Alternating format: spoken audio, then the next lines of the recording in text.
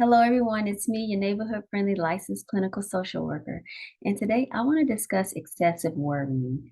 So, first, if you're an excessive worrier and it's debilitating and, it's stopping you from being able to function on a day-to-day basis, I recommend that you seek mental health professional. Okay. So, excessive worrying can have negative effects on our physical and mental health. So I'm going to discuss a few of the facts and then I'm going to discuss a few ways to lessen the worrying, right? So chronic worrying can manifest itself physically, meaning like headaches, muscle tension, fatigue, gastrointestinal issues. It can also affect your sleep patterns, which lead to a difficulty in like falling asleep, staying asleep, having a restful night's sleep, and this can exacerbate like any mental health challenges we might have. Excessive worrying also tends to fuel those negative thought patterns. So people may engage in like catastrophic thinking, always expecting the worst possible outcome, which also could lead to heightened levels of anxiety and depression. And it also affects our self-esteem. So sometimes we tend to internalize that sense of inadequacy or a fear of failure, right? So the negative self-perception can contribute to a cycle of heightened anxiety, depression, isolation.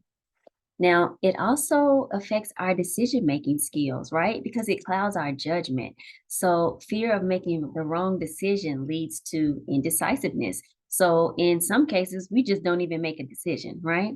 So, let's talk about some ways to lessen the worry, right? So, sometimes we can gradually expose yourself to that situation that you're fearful of or the thoughts, right? So, try to desensitize yourself to these triggers, right? There's also something called a worry time technique. So what this is you structure a time throughout the day where you delegate or allocate to worrying. So say you say, I'm going to worry from 12 to 1. This is my worry time. Okay. And then you use the other time to focus on something else. Now, when you allocate this worrying time, this like postpones those anxious thoughts, right? Because you're in control of the thoughts. You're putting yourself in control of the worry instead of the worrying being in control of you. It's also relaxation techniques help. So deep breathing, our guided meditation.